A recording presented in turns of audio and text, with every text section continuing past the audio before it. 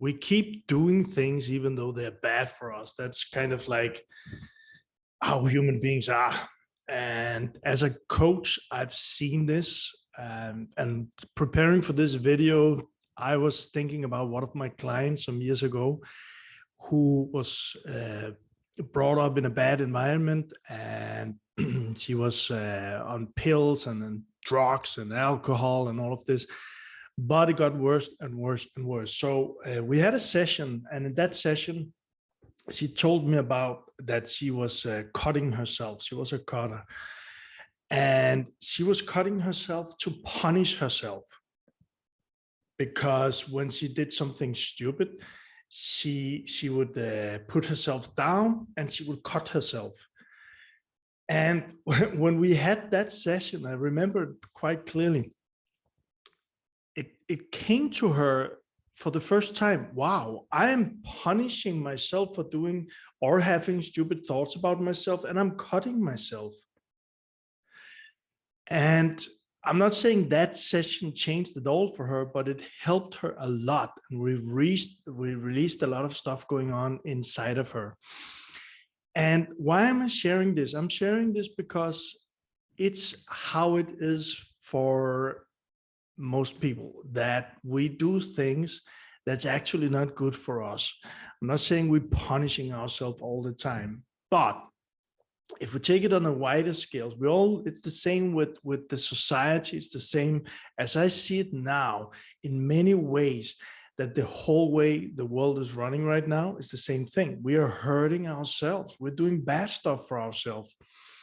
And what's going on right now as I speak in this video, I'm just seeing all the time in the papers, in post, inflation is sky high, meaning it's record high, meaning that it's like, I see it's 40 years ago in my country, in Denmark, and in Europe, it's the same thing, that it's been so high. And now there's talk about more and more hyperinflation, which means it's going like this.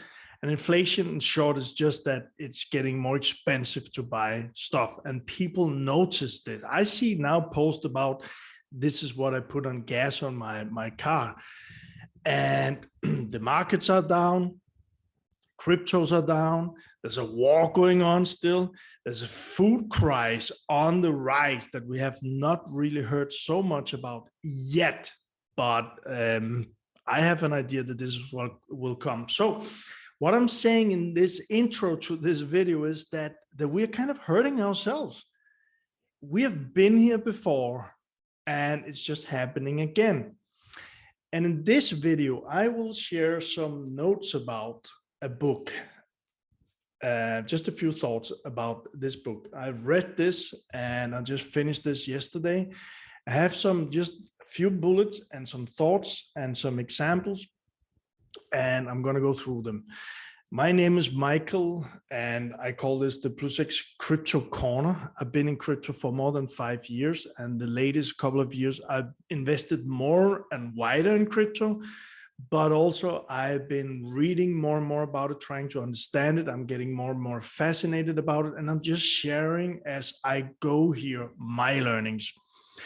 So please, as always, if you like it, give it a like. And I would love to hear, what is your experience with crypto? How many years have you been in it, or have you not been in it, are not in it yet? Put that in the comments. And if you want more of this, just subscribe to this channel. So let's go through it. I'm really reading and studying. Like you can see behind me, actually, it's not like this is the only book that I cannot see it all here. There's a lot of books here. How can I do this? Okay, no matter. So I've been reading a lot, and I like to read. Now I'm into crypto, and one crypto, actually it's not a crypto book, but a book that I was suggested to read is this one. It's called The State in the Third Millennium. And like you see here, it's Hans Adam II and the Prince of Liechtenstein. He's sharing some thoughts. And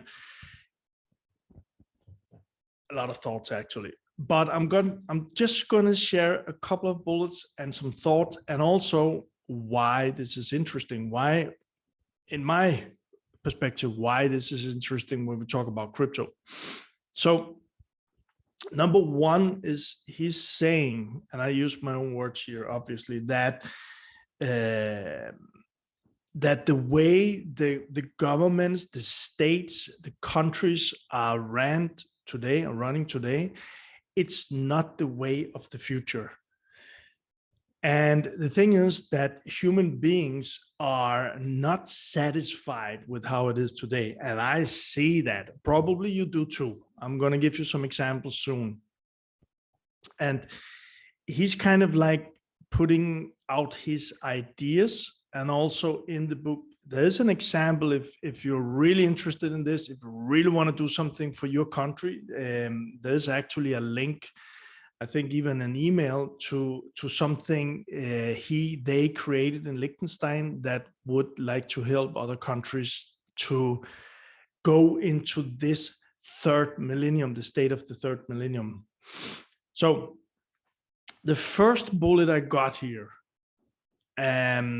it's one of the biggest thing for me when I read the book, where I really said, aha, I like the idea of this. Going into this number one bullet, let me just share some thoughts from my own experience here in my country. I'm in Denmark. It's a small country with only 5.5 or 6 million people, which is very small. We are one of the countries in the world with the highest taxes, and in EU, in Europe, we are, and also with the highest VAT. We also the happiest or second happiest or like that country in the world, and have been for some time. But let me share something. Remember, highest taxes, high VAT. I have some things, because here in Denmark, it's free to go to the doctor. It's paid through the taxes. That's part of the system. But I also know that a lot of people, they are not satisfied. And I'm not talking about the one specific doctor. I'm talking about the system. They're not satisfied. They go to the doctor, but they don't feel healthy. They don't feel they got a solution after being at the doctor. It's just one example. We pay high amount of tax, but we don't really feel like after being at the doctor, it's a good thing. It's just one example. Another example, schools. And I don't know how it is around in other worlds. I mean, I think we are one of the countries having the best school system. It's sad.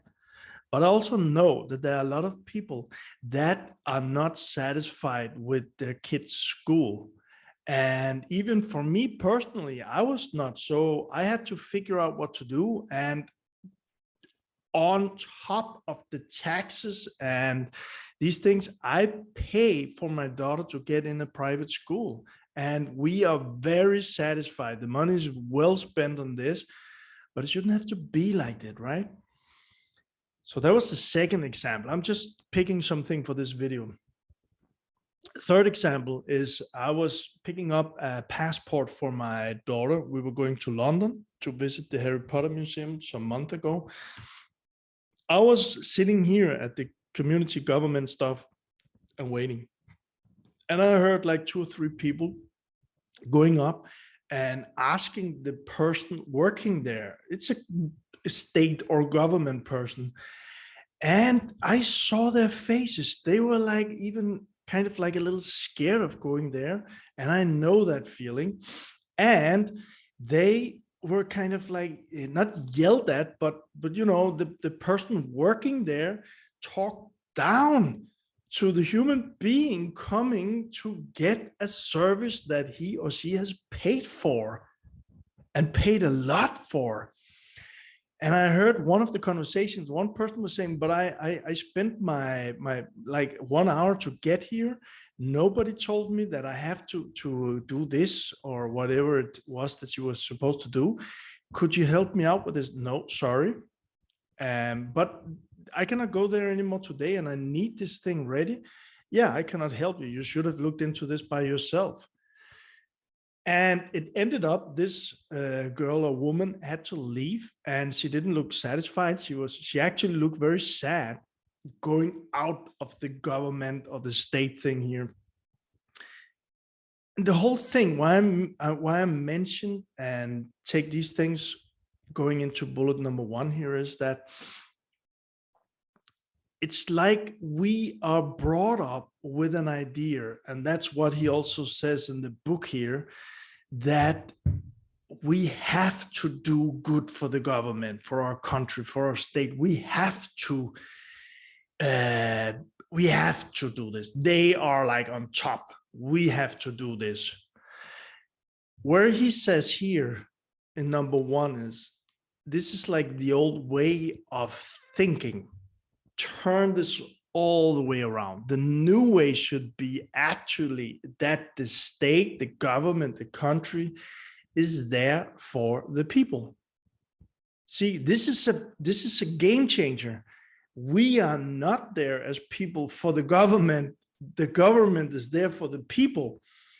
And he has different examples in the book here, where he shares that as a corporate business, a company, if you work in a company, it's like not the employees, but the customers. If they don't like the company, they will not pay the company for their products or services. They will choose another company. This is a company. They are in need of doing good for their customers or clients. And he suggests here in the book, it should be the same with the governments. Turn the whole thing around. The government should be there for the people, like a service-oriented company. That idea I liked. I really like it. I mean, he's got a lot of examples. And I don't know about your country, but here in my country, in Denmark, we see things from around the world. So we see when there's how to say that, a new what's that called? I lost that. New president coming in, new prime minister coming in. We have this whole circus going on for 6 months, 1 year, whatever it is. A lot of money is being spent, a lot of talking and all of this. This has nothing to do with the people living in the country. It's just to do with those persons and the politicians around this. And again, he's saying, turn all of this around. So that was the number 1 thing. I really liked it. And to do this, he has a lot of suggestions. And also my bullet number 2 and 3 here is about this. There's just one thing, because I was in service businesses for 20 years. Working at McDonald's, and all after that 12 years of co-creating the biggest coffee shop company in Denmark. And the thing here that I want to share, my thought about this is, maybe we should not see it like it's one or the other on top. Maybe we should more see it like a cooperation between. So it's a team. I mean, a team in the country, a team in the world, a team in Europe, a team in different parts of the world. So it's not like they have to do good for me. It's more like, for all of this to work, we have to find and do something that is really good for us. I have to do my part. You have to do your part, like a team, a cooperation. So that was number 1. And number 2, he obviously is a whole book, but he talks about simplifying the things. And I spoke about this in other videos. I'll put some links below and this video here, but this is one of the things that I really think is interesting with Bitcoin and with crypto. It's simplifying the things. You know, there's this old like KISS. I learned that all back 20 years ago in McDonald's, maybe even 30 years ago now, about keeping these things as simple as possible. And the thing is, the way it is, at least in the countries I know about, in my own country here, is it's not simple at all. Nothing is simple. It's not even simple to get a bank account. I know this is not the government, but here's one example from me, personal example from yesterday, because I have some money coming in from a property that's been sold, and I have to get a bank account for that, specific for this. And I asked the bank, helpful, very good. Now I have to sign the agreement for this. It's a simple bank account, right? And it's not about the bank, it's not about the person, it's more about the whole way this is running. So there's like 10 pages of paper I need to go through. And I mean, if I really wanted to look into all of this, it would take me like 1 or 2 hours, right? Probably you know the same thing. This is not simple. And I don't know what about you. I have an idea. Most people will not look through all of these things. But the system has been built because bad stuff happened, and we've just put more things on the checklist to do. We are not simplifying it. We are making it more complex. And that's exactly what I like with the idea from the book here, is to make it more simple. And the number 3 here, I'll share one of the things how he says it can be done more simple. But think about this. One of his thing is that actually one of my things is that it's gotten too complex today. I've been working with systems with McDonald's, and I created the same, and also in my cleaning company some years ago.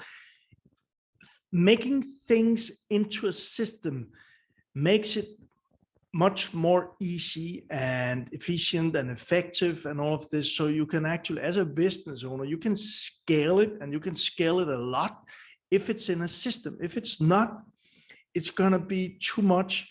It's going to be too complicated. It's going to be too complicated. It's going to be too much work to make things done. But if we simplify it and systemize it, it's going to get much more easy. So number 3 here,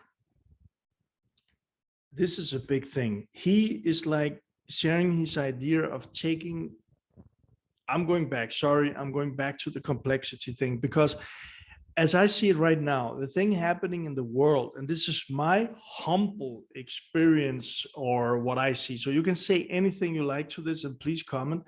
But what's going on in the world is it's gotten too complex. There's too much to look into. There's too much to understand. So nobody really understands. And the inflation is record high now. And maybe it's under control. I don't know. Time will tell. But it doesn't seem like that.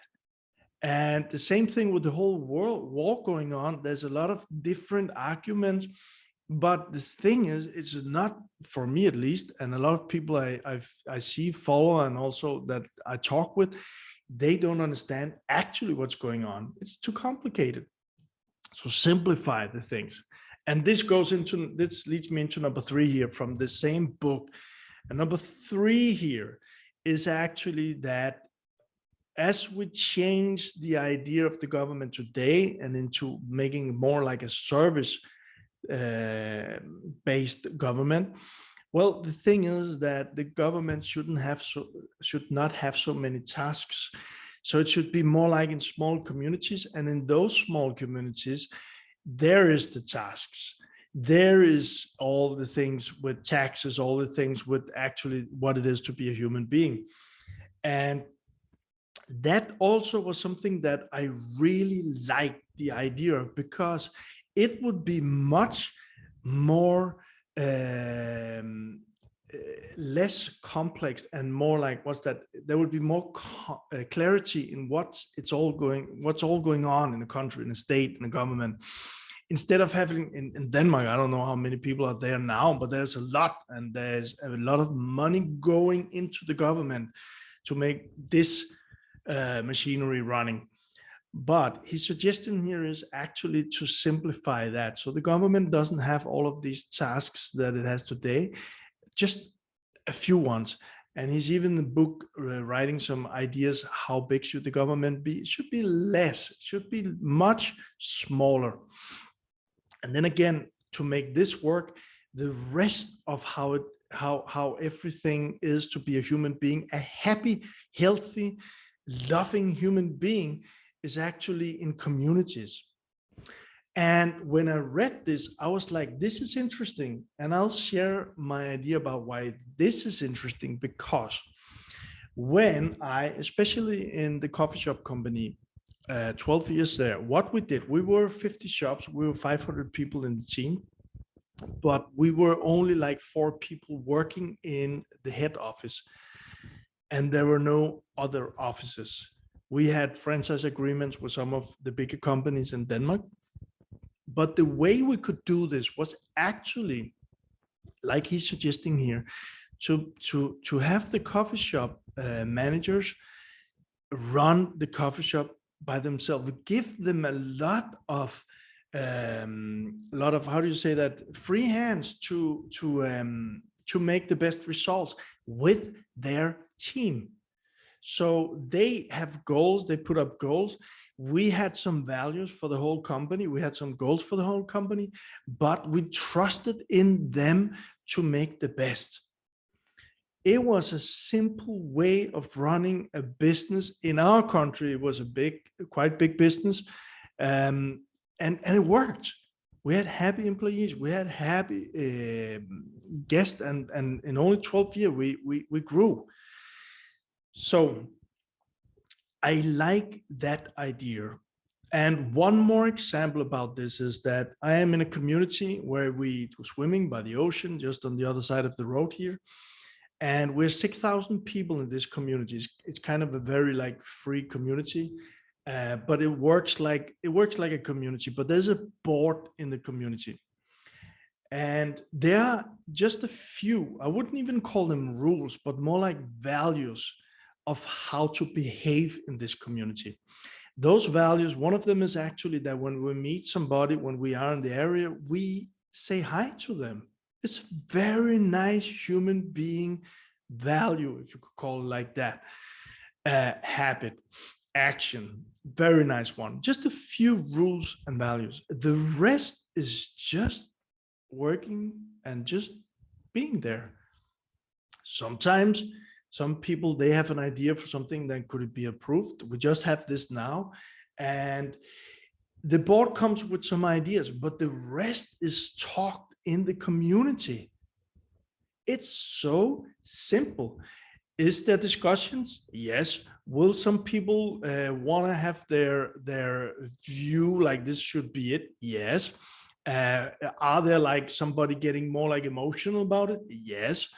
But the thing is, it's simple. And then we have like this whole community meeting where people can vote. Will there be emotional things there? Probably. But the thing is, it's so simple. It's a non-profit organization, and all in all, it works. So it really, when I read the book, there was one thing where I like that idea too. And what he's saying is that, which I also really liked, he's saying like, well, the government should trust, the people who is leading the country should trust that the human beings, the citizens in the country, actually will do good. So I really like that. And I know this is kind of like letting go of the control, but how would that be? Obviously, it would, like in the community with the swimming I'm in, it will lead to discussion sometimes, and it will lead to emotional things. But instead of just having the government, this is how it should be, it would be like the people taking part of their own small community, right?